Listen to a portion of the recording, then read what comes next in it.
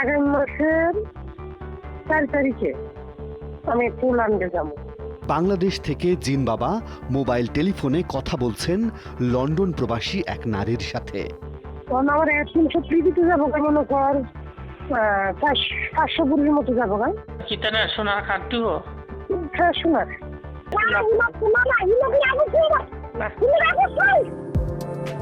এই জিনের বসবাস বাংলাদেশের ব্রাহ্মণবাড়িয়ায়। বয়স জানা নেই।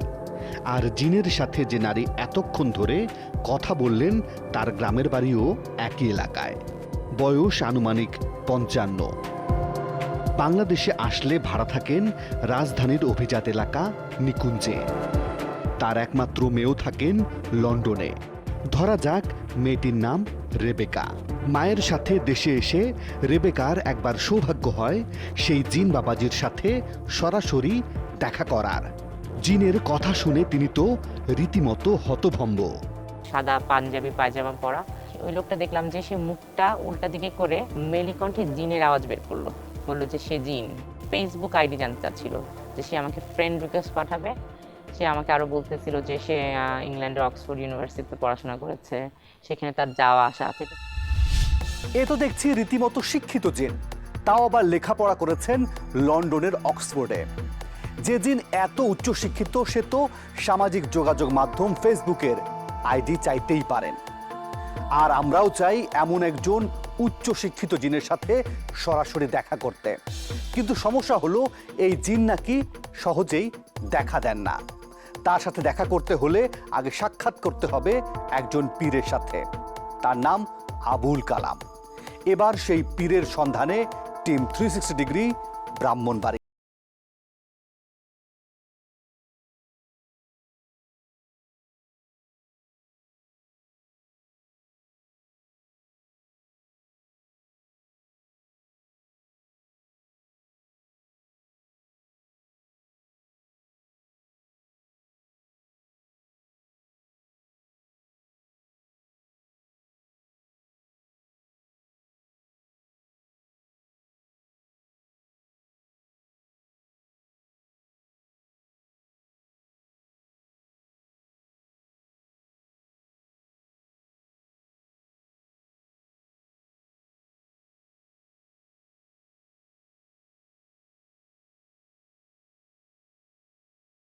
জন্মের পর থেকেই এই তৈরি করতেছে।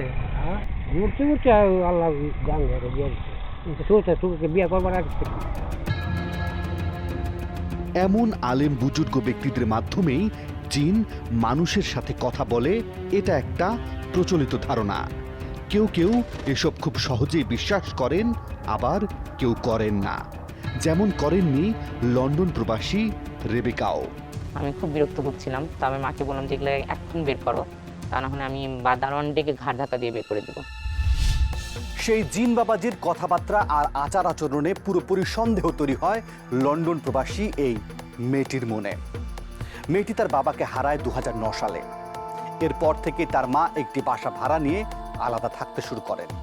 আর 2013 সাল থেকে কথিত সেই পীরের সাথে তার মায়ের যোগাযোগ শুরু হয়। কিন্তু পীরের কর্মকাণ্ড ভালো না লাগায় রেবেকা তার মাকে সাথে করে নিয়ে লন্ডন চলে যান তার স্বামীর সংসারে। কিন্তু তাতে কি, সেই জিন তো বলেছিল লন্ডন তার খুব চেনা পরিচিত জায়গা। হয়তো সে কারণেই তারা লন্ডনে গিয়েও রক্ষা পাননি। লন্ডনে কেটে যায় বেশ কয়েক মাস। রেবেকার গর্ভে তখন সন্তানও আসে। ভালো খাওয়া দাওয়ার পরও দিন দিন অসুস্থ হয়ে পড়তে থাকেন তিনি। কিন্তু ভিন্ন কথা বলে রেবেকাকে সান্ত্বনা দিতে থাকেন তার মা। আমি আমার খাবারের মধ্যে আমি তিক্ততা স্বাদ পেতাম, কিন্তু আমার কাছে আমার মা বলতেন যে না না, এটা প্রেগনেন্সির কারণে তো টেস্টটা চেঞ্জ হয়েছে।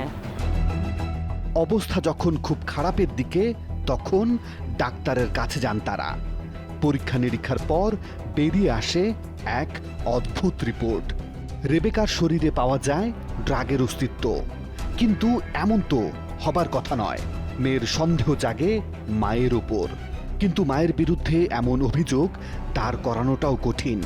তাই স্বামীর সাথে পরামর্শে শুরু হলো মায়ের ওপর তদন্ত। সত্যতা যাচাইয়ের জন্য আমরা একটা গোপন ক্যামেরা কিচেন এবং আমার বাসায় ফিট করলাম। গোপন ক্যামেরার মাধ্যমে বেশ কিছু প্রমাণও মিলতে থাকে। ঠিক 10 দিন পরে একটা ভিডিও ফুটেজেতে সে ওই ভণ্ড প্রতারক কালামের বোনের সাথে কথা বলতেছে। লাইনগুলো এরকম ছিল, লোকায় শুরু করে নিচ্ছি খাওয়াইছি, মানে সন্ধ্যা করে বলেছে যে না জানি কিটা খাওয়াইছি। তাই গিয়া ডাক্তার দেখাইছে, ডাক্তার কিটা হচ্ছে ডাক্তার নাকি ব্লাড টেস্টের মধ্যে পাইছে ড্রাগ জাতীয় জিনিস। এরপর থেকে কোনো কিছু রান্না দিলে সামনে দিলে খানা।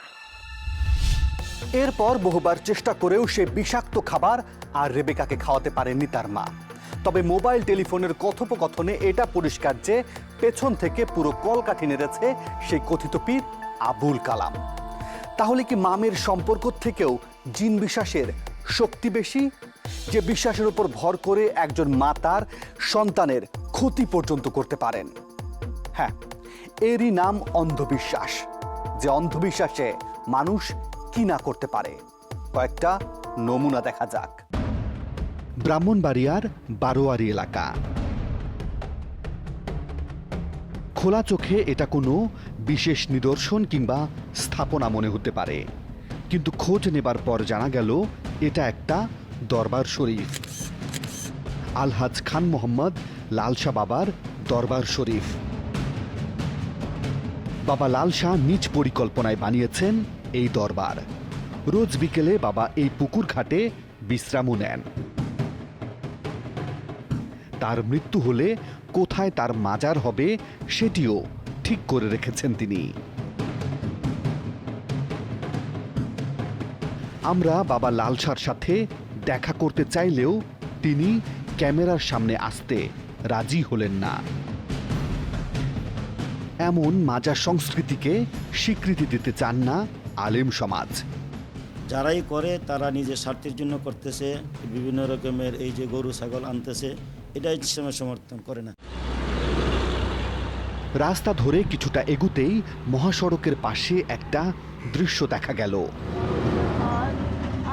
কাছে গিয়ে বোঝা গেল বসে বসে তিনজন মিলাদ শরীফ পড়ছেন। জানা গেল এটা একটা মাজার। একজন মুরব্বীর স্বপ্নে দেখাইছে ইয়ানো লোকলা বাতি ধরাইতো।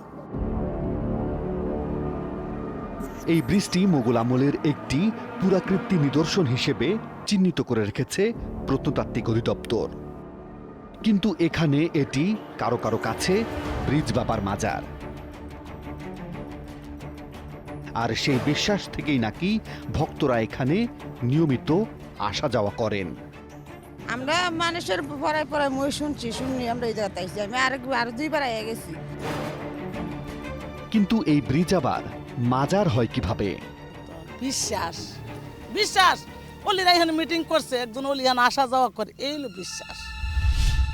এবার বুঝুন মানুষের বিশ্বাস কতটা অন্ধ হলে একটি পুরাকীর্তিকে মাজার বানিয়ে ফেলেন। আর সেই অন্ধবিশ্বাসের কারণে মানুষ হারিয়ে ফেলেন তার হিতাহিত জ্ঞান, পড়ে যান ভণ্ড প্রতারকদের খপ্পরে। ফিরছি একটা বিরতির পর।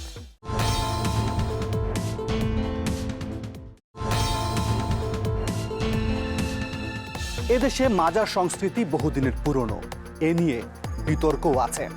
কেউ কেউ মাজারে আসেন মানত করতে, কেউ বা আসেন মজমা জমাতে। আর এরই মধ্য দিয়ে তৈরি হয় বিশ্বাসের বাণিজ্য, নড়চড় হয় লাখ লাখ টাকার। এবার আপনাদের এমন একটি মাজারে নিয়ে যাব যেখানকার দিনের দৃশ্য এক, রাতের দৃশ্য আরেক। ব্রাহ্মণবাড়িয়া সদরের এই মাজারের নাম কাজী শার মাজার। চলছে শাহ সুফি হজরত মৌলানা কাজী মাহমুদ শাহর ১২০তম ওরস। ব্রাহ্মণবাড়িয়াতে উনি যখন আবির্ভাব হলো তখন ইসলামের প্রচারক উনি।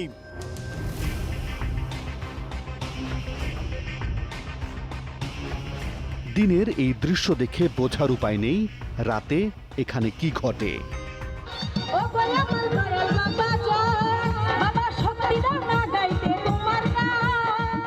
বসেছে গানের আসর,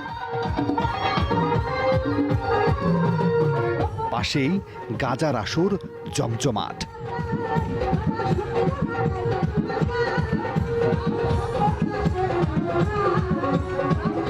আর পুলিশের সামনে চলছে এই গাঁজা বেচা কেনা। কিন্তু মাজারে এমন দৃশ্য কেন? আমরা যতটুকু পারি আর কি চেষ্টা করি যে এগুলো যেমন এখানে না হয়। আর পুলিশের উপস্থিতি থাকার পরও পুলিশ সুপার জানালেন, তথ্য পেলেই তারা অভিযান চালান। কেউ যখন আমাদেরকে এই তথ্যগুলো দেয় যেন ওখানে মাজারকে ঘিরে জুয়া হচ্ছে অথবা মাদকেরই হচ্ছে, সাথে সাথে আমরা ক্লিন করার চেষ্টা করি। পুলিশ প্রশাসনের এমন বক্তব্য নতুন কিছু নয়। তথ্য কিংবা অভিযোগ পেলে তারা ব্যবস্থা নেন, আবার অনেক ক্ষেত্রে অভিযোগ পাওয়ার পরও তারা চুপচাপ বসে থাকেন। অনুসন্ধানের শুরুতেই যে জিন বাবাজির গল্প আপনাদের বলেছিলাম তার সম্পর্কে একটা তথ্য পাওয়া গেছে। পীর আবুল কালাম ছাড়া যে জিন সহজেই ভক্তকুলের মাঝে হাজির হন না, সেই আবুল কালাম নাকি গনিশা মাজারের একজন কামেল পীর। জিনের দর্শন পেতে হলে আগে পীর আবুল কালামের দেখা পেতে হবে, যেতে হবে গনিশার মাজারে। কালামের বাড়ি থেকে এই গনি পীরের মাজারের দূরত্ব প্রায় 90 কিলোমিটার। পথ পাড়ি দিয়ে মাজারে পৌঁছতে সময় লাগলো প্রায় 3 ঘন্টা।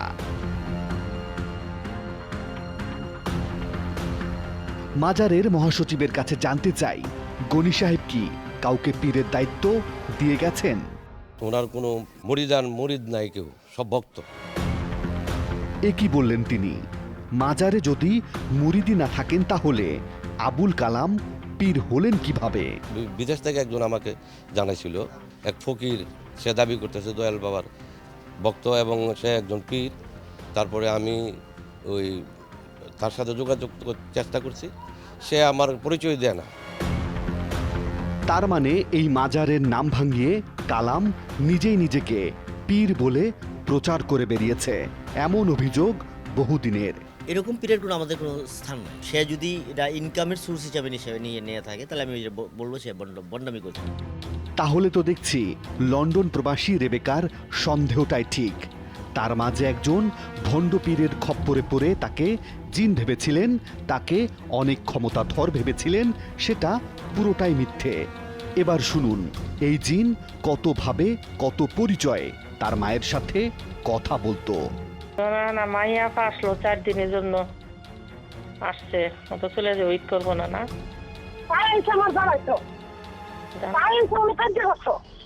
এটা নাকি জিন মাহিয়া মাহির কণ্ঠস্বর। এবার কথা বলছেন জিন কন্যা মিতু।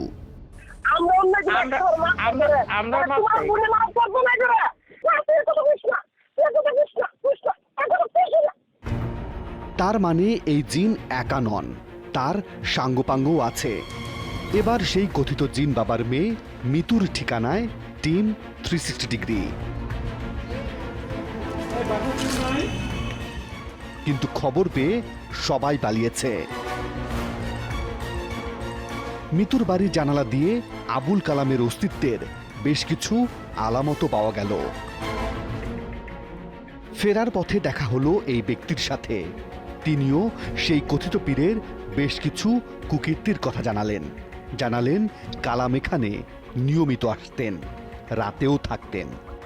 এই আমার স্বাস্থ্য ভাই বিদেশ থেকে আসার পর একদম চেক দিল যে কি করে রাত্রি চেক দিয়েছে দেহে যে জানালার পাশে হাট ইয়ানের মধ্যে একটা খারাপ ঘটনা হইতেছে। অসামাজিক কার্যকলাপের বিরোধিতা করে এলাকাবাসী। হাতে নাতে ধরা পড়ার পর সবকিছু স্বীকারও করেন কালাম। তার জিজ্ঞাসা করেছে যে তুমি যে রাত্রের বেলা এখানে পোষালুক নয় ঘরের মধ্যে আইসো, তুমি কাজটা নিয়েই করছো না অন্যায় করছো? অন্যায় করছি। তো অন্যায় করলে কি করবা? যে আমি আর আসবো না আসলে তুমি সাদা কাগজের সিগনেচার দিয়ে দাও।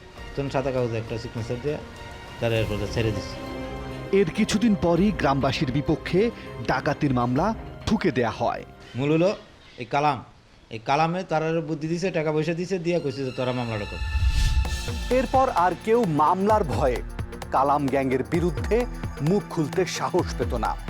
তবে এলাকাবাসী সবাই জানেন এই গ্রুপটি মোবাইল টেলিফোনের মাধ্যমে তাদের শিকার ধরত।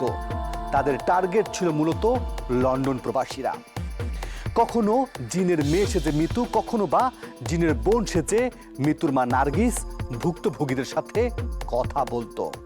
ফিরছি একটা বিরতির পর।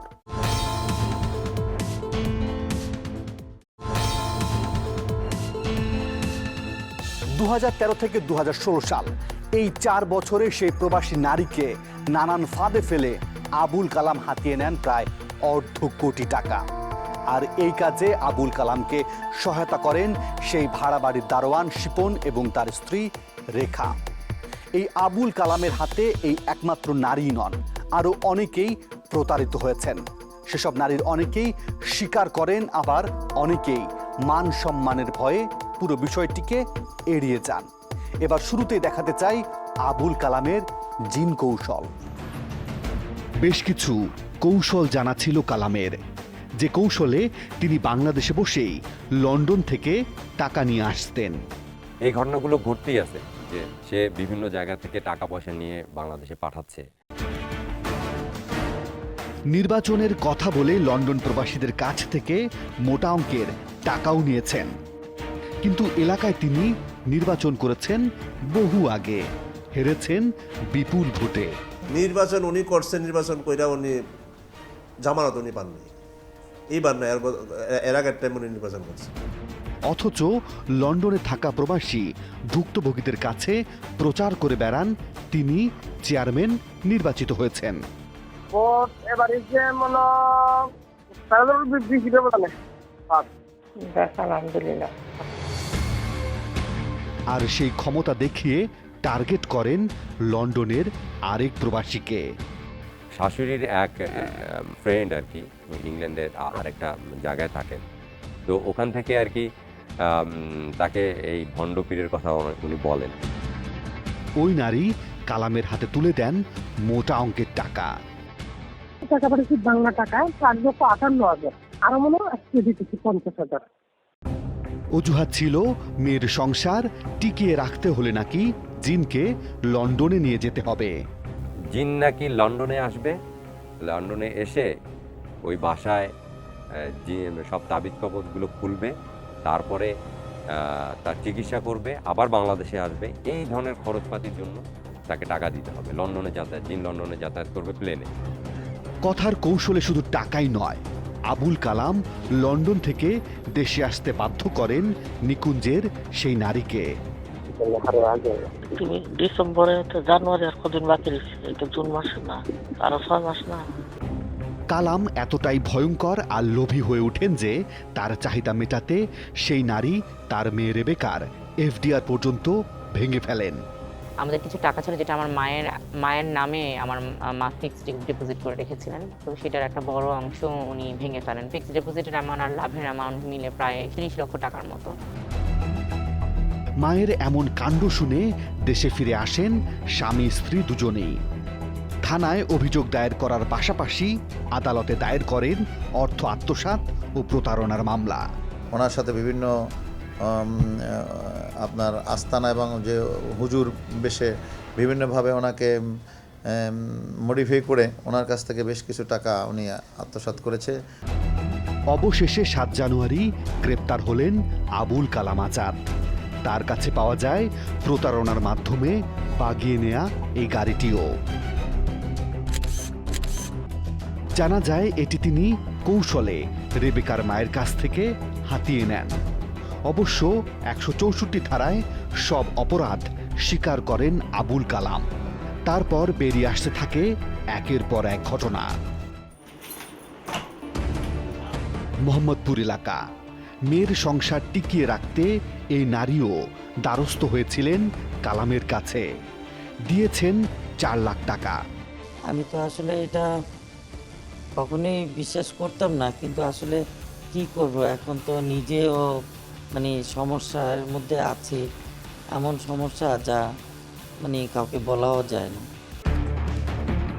কাজ না হওয়ায় টাকা ফেরত চান তিনি। তারপর কালাম যে ফাঁদ তৈরি করেন সেটা আরও ভয়াবহ। বাসায় জিন নামাতে হবে, তার জন্য বাসা ফাঁকা থাকা দরকার, এমন শর্ত জুড়ে দেয়া হয় মোহাম্মদপুরের এই নারীর কাছে। ফাঁকা বাসায় ডাকা হয় কালামকে। তারপর যা ঘটে তা প্রকাশ করার মতো নয়। আরো ভয় পেয়ে পাচ্ছিলাম। আঁচল ধরে টানতে টানতে একটা সময় দেখলাম যে সে মানে পুরোপুরি আমার উপরে। তো আমি ভাবলাম এটা কি জিন চাপায় পড়লো নাকি সেই চাপায় বলো? ও নিজের থেকে দোষটা দিচ্ছে জিনের উপরে, বলে যা করতেছে জিন করতেছে, তুই অন্য কিছু মিন করিস না, আমি জিন। শ্লীলতাহানির অভিযোগ এনে মোহাম্মদপুর থানায় একটি মামলা দায়ের করেছেন এই নারী। তিনি সাহস দেখিয়েছেন বলেই এই মামলাটি করতে পেরেছেন, কিন্তু অনেকেই আছেন যারা একটু সাহস করে মুখটা পর্যন্ত খুলতে চান না।